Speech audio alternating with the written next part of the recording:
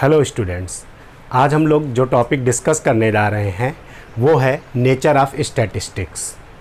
हम लोग चाहे वो टीचर हो, चाहे स्टूडेंट, चाहे जिस भी डिसिप्लिन से बिलोंग करते हो, चाहे वो साइंस स्ट्रीम हो, आर्ट्स स्ट्रीम हो, एग्रीकल्चर हो, कॉमर्स हो, आज सभी स्ट्रीम्स में स्टैटिस्टिक्स का महत्व लगातार बढ़ता चला जा रहा है। हम ह्यूमन बीइंग्स का जो इन्वायरमेंट है चारों तरफ का, उसके जितने भी एलिमेंट्स हैं लगातार वो परिवर्तित होते रहते हैं। इसलिए वो हमारे जो भी सामने नई नई चुनौतियों को पेश करते रहते हैं और उन नई चुनौतियों से समाधान के लिए हमें लगातार शोध कार्य करते रहना पड़ता है। और इस शोध कार्य में हम लोग सबसे पहले एक समस्या का चयन करते हैं। जब हमारी समस्या का चयन हो जाता है तो हम फिर ऑब्जेक्टिव्स बनाते हैं, फिर उसके अकॉर्डिंग हाइपोथेसिस का निर्माण करते हैं और हाइपोथेसिस को टेस्ट करने के लिए हम लोग डेटा का कलेक्शन करते हैं। और जब डेटा हमारा कलेक्ट हो जाता है तो उसको हम लोग एनालाइज करते हैं। तो सबसे पहले यहाँ पर बात आती है डेटा। डेटा क्या है? डेटा जो है एक ग्रुप ऑफ फैक्ट्स है। वो फैक्ट्स न्यूमेरिक भी हो सकता है, टेक्स्ट फॉर्म में भी हो सकता है, इमेजेस भी हो सकती हैं, साइन भी हो सकता है, सिंबल्स भी हो सकता है। तो रिसर्च में जब हम रिसर्च करते हैं, और वो सारा रिसर्च किस लिए होता है कि हमारे सामने नई नई चैलेंजेज आते हैं और उन चैलेंजेस के सॉल्यूशंस के लिए हमको कुछ डिसीजन लेने पड़ते हैं, कुछ डिसीजन मेकिंग करने पड़ते हैं। उस डिसीजन मेकिंग के लिए हम लोग रिसर्च कार्य करते हैं और उस रिसर्च में हाइपोथेसिस को टेस्ट करने के लिए हम लोग डेटा का क्या करते हैं? कलेक्शन करते हैं। और ये डेटा क्या हो सकता है? कोई फैक्ट्स हो सकता है, टेक्स्ट फॉर्म हो सकता है, न्यूमेरिक फॉर्म में हो सकता है और साइन हो सकता है, सिंबल्स हो सकते हैं। ये इनके ग्रुप, ये पूरा ग्रुप क्या कहलाता है? डेटा कहलाता है। और डेटा का सिंगुलर डेटम होता है। जब हमारे पास डेटा कलेक्ट हो जाता है तो हमें इससे एनालाइज करना लगता है, एनालिसिस इसकी करनी पड़ती है, क्योंकि कोई भी डेटा अपने आप में कोई इन्फॉर्मेशन हमको नहीं देता है जब तक कि हम उसको एनालाइज ना करें। और वो जब हम एनालिसिस करते हैं तो उस एनालिसिस से हमको क्या मिलता है? इंफॉर्मेशंस मिलती हैं, या इसको हम रिजल्ट्स के रूप में भी दे सकते हैं। और फिर इसका हम लोग इंफॉर्मेशंस का प्रयोग हम लोग डिसीजन मेकिंग में करते हैं। तो जो एनालिसिस होती है, इस एनालिसिस के लिए हम लोग जिस चीज़ का उपयोग करते हैं उसे हम लोग क्या कहते हैं? स्टैटिस्टिक्स कहते हैं। डेटा को एनालिसिस के लिए हम स्टैटिस्टिक्स का प्रयोग करते हैं और उससे हमें इंफॉर्मेशंस मिलती है और इंफॉर्मेशंस का प्रयोग हम लोग अपनी प्रॉब्लम्स को सॉल्व करने या डिसीजन मेकिंग में क्या करते हैं? इन्वॉल्व करते हैं। तो जब हम स्टैटिस्टिक्स का प्रयोग करते हैं तो स्टैटिस्टिक्स के प्रयोग के पहले ही हमें स्टैटिस्टिक्स के नेचर के बारे में अगर थोड़ा पता लग जाए तो निश्चित तौर पर हम स्टैटिस्टिक्स का अच्छे ढंग से प्रयोग कर सकते हैं। उससे जो रिजल्ट्स आते हैं उनका अच्छे ढंग से इंटरप्रिटेशन कर सकते हैं और उनका अपने डिसीजन मेकिंग में हम लोग बहुत ही यूजफुल और बहुत ही जेन्युइन उसका हम लोग क्या कर सकते हैं? प्रयोग कर सकते हैं। जेन्युइन उसका हम लोग प्रयोग कर सकते हैं। तो सबसे पहले हम आइए देखते हैं कि स्टैटिस्टिक्स का नेचर क्या है। स्टैटिस्टिक्स को जब भी हम यूज़ करें तो उसके पहले हमें उसके नेचर के बारे में हमें थोड़ा जान लेना चाहिए। तो statistics represents data in short. Statistics का जो सबसे पहला काम होता है कि जो डेटा हमारा होता है, डेटा सैंपल साइज से हमको मिलता है और सैंपल साइज हमारी बहुत छोटी से लेकर के बहुत बड़ी तक हो सकती है। और बहुत बड़ा अगर डेटा है, मान लीजिए 1 लाख 2 लाख का भी डेटा है, तो स्टैटिस्टिक्स उसको क्या करता है? शॉर्ट में संक्षिप्त रूप में प्रेजेंट कर देता है। शॉर्ट में कैसे प्रेजेंट करता है? वो फ्रीक्वेंसी डिस्ट्रीब्यूशन के द्वारा।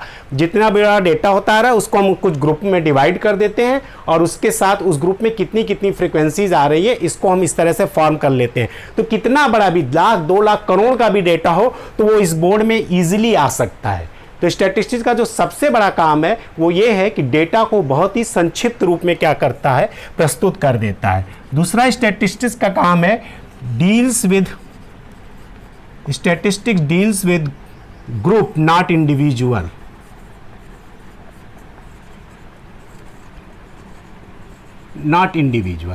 सांख्यिकी समूह से संबंध रखती है, सरोकार रखती है, व्यक्तिगत नहीं। जब भी हम सांख्यिकी का प्रयोग करेंगे तो कोई एक मतलब डेटम से हमारा काम नहीं चलने वाला है। कोई एक हमको संख्या मिल जाए तो उससे काम नहीं चल। किसी क्लास में कोई बच्चा 10 नंबर पाया हुआ है, ये सांख्यिकी के लिए महत्वपूर्ण नहीं है। सांख्यिकी के लिए महत्वपूर्ण है ग्रुप। उस पूरे ग्रुप में, उस पूरी क्लास में कौन बच्चे कितना नंबर पाए हुए हैं। तो जब भी सांख्यिकी आएगी तो डेटा आएगा, एक ग्रुप ऑफ फैक्ट्स, जहां पर कई लोगों का हमको फैक्ट्स पता होगा, वहीं पर हम सांख्यिकी का क्या कर सकते हैं, प्रयोग कर सकते हैं। इंडिविजुअल के रूप में या तो उस व्यक्ति के रूप में, समानता ऐसा होता है कभी कभी हम इंडिविजुअल के भी कई डेटा ले लेते हैं, तो वो भी हमारे तरह एक तरह से हमारा फिर क्या बन जाता है, ग्रुप बन जाता है। ठीक है, तो जनरली समानता क्या होता है कि सांख्यिकी जो है ग्रुप से डील करती है, इंडिविजुअल से नहीं। थर्ड जो उसका नेचर है, deals with variability of group.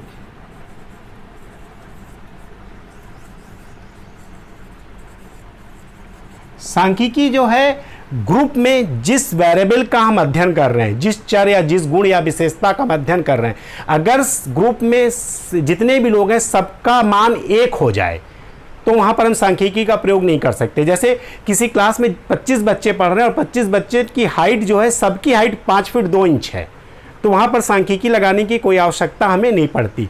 सांख्यिकी कहाँ पर प्रयोग करते हैं हम? सांख्यिकी का प्रयोग उसी समूह पर कर सकते हैं जिस समूह में जिस गुण का हम अध्ययन करने जा रहे हैं, उस गुण में लोग आपस में क्या कर रहे हो, डिफर कर रहे हो।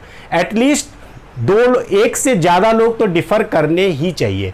उस ग्रुप में अगर वेरिएबिलिटी नहीं है, अगर सभी लोग उस गुण या विशेषता में एक ही मान रखते हैं, तो वहाँ पर सांख्यिकी का प्रयोग नहीं किया जा सकता। सांख्यिकी का प्रयोग वहीं पर किया जा सकता है जहाँ पर समूह में अगर हम जिस गुण या विशेषता का अध्ययन कर रहे हैं, यानी जिस वेरिएबल का हम अध्ययन करने जा रहे हैं, उस वेरिएबल में उस ग्रुप के लोगों के मान आपस में क्या होने चाहिए, बदलते रहने चाहिए, या डिफरेंट होने चाहिए, या भिन्न होने चाहिए।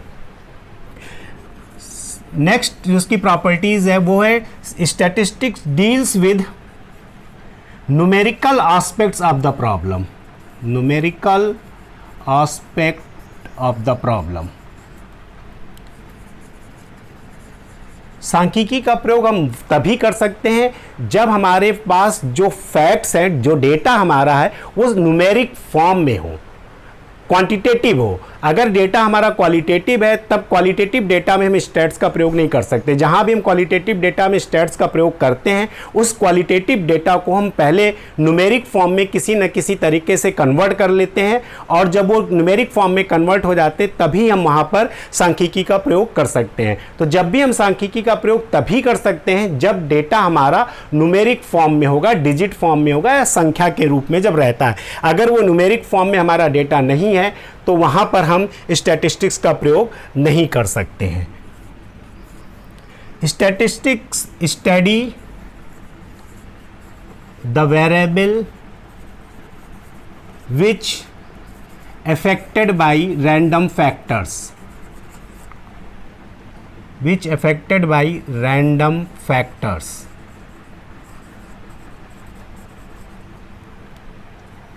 स्टैटिस्टिक्स उन्हीं वेरिएबल्स को स्टडी करती है, या हम स्टैटिस्टिक्स उन्हीं वेरिएबल्स पर अप्लाई कर सकते हैं जो रैंडम फैक्टर्स के द्वारा प्रभावित होते हैं।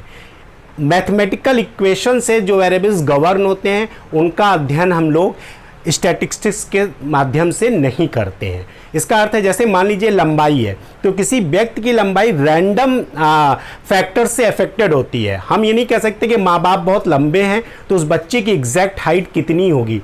कभी कभी बहुत छोटे माँ बाप के बच्चे भी बहुत लंबे हो जाते हैं, बहुत लंबे माँ बाप के बच्चे भी छोटे हो जाते हैं, या औसत हाइट के होते हैं, या उनके बराबर नहीं हो पाते, क्योंकि हाइट को बहुत सारे रैंडम फैक्टर्स प्रभावित करते हैं। एक तो उनकी हेरिडिटी है, उनका जीन है माँ बाप का जो प्रभावित करता है, फिर उनका न्यूट्रिएंट्स है, क्या खान पान है उनका, क्या खाते हैं, किस तरह रह रहे हैं, उनकी इन्वायरमेंटल कंडीशंस हैं, किस जियोग्राफिक कंडीशंस में वो रह रहे हैं, ठंडा बहुत पड़ रहा है कि गर्म वहाँ पर है। इस तरह के बहुत सारे फैक्टर्स मिल करके हमारी हाइट को प्रभावित करते हैं। तो हाइट एक ऐसा वेरिएबल है जिसका स्टडी हम लोग उसके माध्यम से, स्टैटिस्टिक्स के माध्यम से कर सकते हैं। लेकिन मैथमेटिकली गवर्न होने वाली इक्वेशन, जैसे स्पीड है, स्पीड बराबर होता है डिस्टेंस अपॉन टाइम, तो स्पीड, डिस्टेंस, टाइम में एक मैथमेटिकल इक्वेशन है। इसमें हमको पता है कि इतनी स्पीड होगी, इतना डिस्टेंस होगा तो इतना टाइम लगेगा, डिस्टेंस ये है, टाइम ये है, तो कितनी स्पीड होगी, ये मैथमेटिकली गवर्न है। ये ऐसे वेरिएबल्स जो होते हैं इनका अध्ययन हम लोग स्टैटिस्टिक्स के माध्यम से नहीं करते हैं। नेक्स्ट जो इसका वो है कि statistics, nature of statistics is inductive.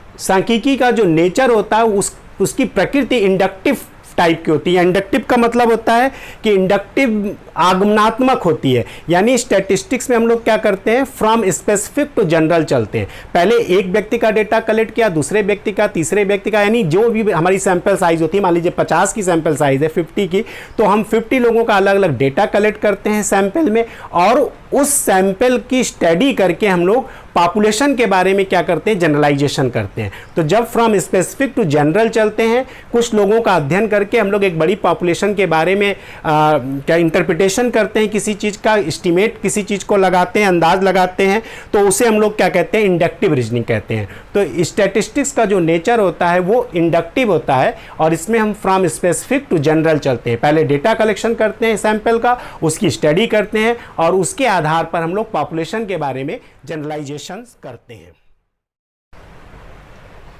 Next जो स्टैटिस्टिक्स का नेचर है वो ये है कि रिजल्ट इज नॉट 100% एक्यूरेट।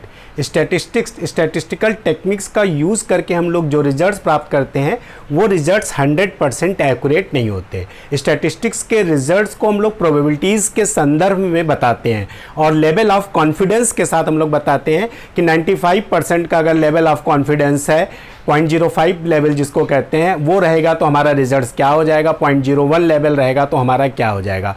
तो स्टैटिस्टिक्स का जो भी रिजल्ट आता है इसके इंडक्टिव नेचर होने के कारण जो है 100% वो एक्यूरेट नहीं होता, और उसे हम लोग प्रोबेबिलिटीज़ के साथ रिलेशन करके उसको हम लोग क्या करते हैं, व्यक्त करते हैं। नेक्स्ट जो स्टैटिस्टिक्स का नेचर है कि the interpretation of result is reference based, और जो हमें परिणाम प्राप्त भी हो जाते हैं वो परिणाम भी रेफरेंस बेस्ड होते हैं। रेफरेंस बेस्ड का यहाँ पर मतलब है कि जो सैंपल हमने लिया हुआ है, जिससे हमने डेटा कलेक्ट किया हुआ है, और उस डेटा को स्टैटिस्टिकल टेक्निक्स के द्वारा एनालाइज किया हुआ, और जो रिजल्ट हमारा आया वो सैंपल हमने जिस पॉपुलेशन से लिया हुआ है, हमारा रिजल्ट उसी पॉपुलेशन पर क्या होगा, जनरलाइज होगा। उस रिजल्ट को हम किसी भी दूसरी पॉपुलेशन पर या और बड़ी पॉपुलेशन पर हम लोग जनरलाइज नहीं कर सकते हैं। इसीलिए स्टैटिस्टिक्स के द्वारा जो भी रिजल्ट्स हमारे आते हैं, जिस सैंपल पर वो लगाए गए हैं, वो सैंपल जिस पॉपुलेशन से लिया गया है, वो पॉपुलेशंस के लिए वो रेफरेंस का काम करता है, उसी पॉपुलेशन पर वो लोग जनरलाइज किए जाते हैं। एक और स्टैटिस्टिक्स का नेचर है कि statistics is art and science both.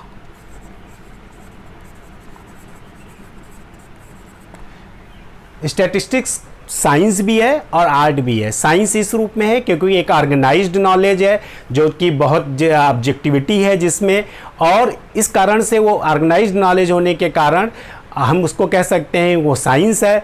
और क्योंकि स्टैटिस्टिक्स को यूज़ करने में हमें बहुत स्किल्स की ज़रूरत पड़ती है, डिफरेंट टाइप्स के स्किल्स की ज़रूरत पड़ती है। हमारा इंटरप्रिटेशंस करने में हम किस तरह से उस चीज़ों को ले रहे हैं, हमारी और नॉलेज उससे रिलेटेड क्या है, सब चीज़ों को हम ध्यान करके उसके रिजल्ट का इंटरप्रिटेशन करते हैं। इसलिए इंटरप्रिटेशन करते वक्त जो स्टैटिस्टिक्स का नेचर जो है आर्ट्स के रूप में ज़्यादा हो जाता है। इसीलिए स्टैटिस्टिक्स को हम लोग साइंस और आर्ट्स दोनों के रूप में देखते हैं। तो जब भी हम स्टैटिस्टिक्स का प्रयोग डेटा एनालिसिस के लिए करने जा रहे हो तो हमें इन कैरेक्टरिस्टिक्स को ज़रूर ध्यान में रखना चाहिए कि स्टैटिस्टिक्स जो है डेटा को संक्षिप्त रूप में प्रस्तुत कर देती है। साधारणतः वो ग्रुप से डील करती है, इंडिविजुअल से डील नहीं करती। जो वेरिएबल हमारा है वो समूह के उस वेरिएबिलिटी से क्या करती है, डील करती है। अगर किसी समूह में सभी लोगों के मान किसी भी चर पर एक हो जाएंगे तो वहाँ पर हमें कोई स्टैटिस्टिक्स की आवश्यकता नहीं है। न्यूमेरिकल एस्पेक्ट, जब भी हम स्टैटिस्टिक्स लगाएंगे तो हमारा डेटा न्यूमेरिक फॉर्म में होना चाहिए। और ऐसे वेरिएबल्स जो मैथमेटिकल इक्वेशन से गवर्न होते हैं उन पर हम स्टैटिस्टिक्स का प्रयोग नहीं कर सकते। केवल रैंडम फैक्टर से प्रभावित होने वाले वेरिएबल्स पर ही हम लोग स्टैटिस्टिक्स का प्रयोग कर सकते हैं। स्टैटिस्टिक्स के जो रिजल्ट्स आते हैं वो 100% एक्यूरेट नहीं होते हैं और स्टैटिस्टिक्स का रिजल्ट्स का इंटरप्रिटेशन रेफरेंस बेस्ड होता है और वो उसी पॉपुलेशन पर जनरलाइज किया जाता है जिससे हमने सैंपल लिया हुआ है। अगर इन बातों का हम ध्यान रखते हैं तो हमें जो स्टैटिस्टिक्स के प्रयोग करने में और उसका जो रिज़ल्ट आता है उसका इंटरप्रिटेशन करने में हमें बहुत ही लाभ मिलेगा और बहुत ही एक्यूरेसी के साथ हम ये सारे कार्य को कर सकेंगे। धन्यवाद।